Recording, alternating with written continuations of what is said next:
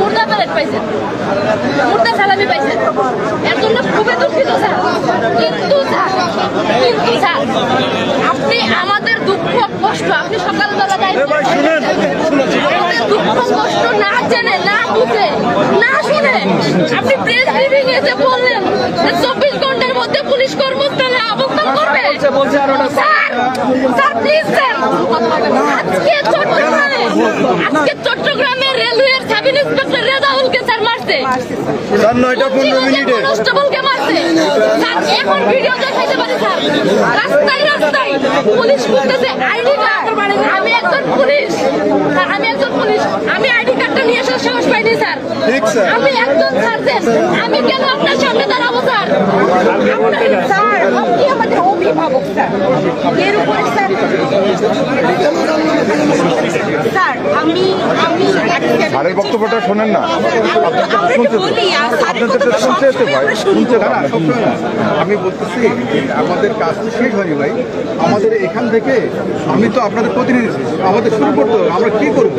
আমাদেরকে আমরা এভাবে কান্না করবো শুরু করার জন্য স্যার আমাদের দুঃখটা শোনার দরকার ছিল স্যার।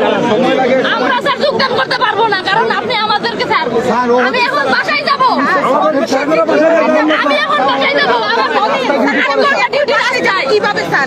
এখন এটাই স্যার আপনাকে দিব না, কারণ এখানে আপনার সাথে কথা বলার স্যার স্যার কর্মস্থলে আমরা ধীরে ধীরে চাই না, আমাদের ফিরে আসে স্যার। আমার আধারটা আমাদের জীবন আপনার সম্মান না স্যার, বলেন কি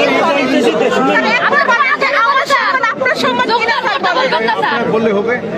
আমি বলতেছি যে এটা শুধুমাত্র আপনাদেরই বলা না, এটা বলা হচ্ছে কমান্ড লেভেলে যারা আছে তারা যেন সবকিছু ব্যবস্থা করে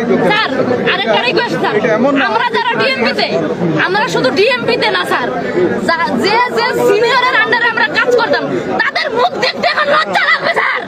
তাদেরকে আমরা চাই না, আমরা তাদের জরুরি পোস্টিং চাই। এটা নিশ্চিত করুন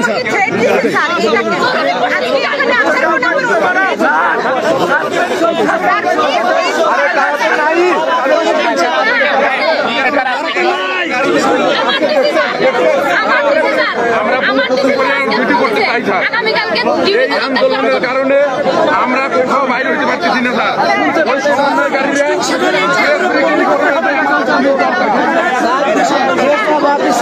আপনি একটা সিদ্ধান্ত দিন স্যার। সমস্যা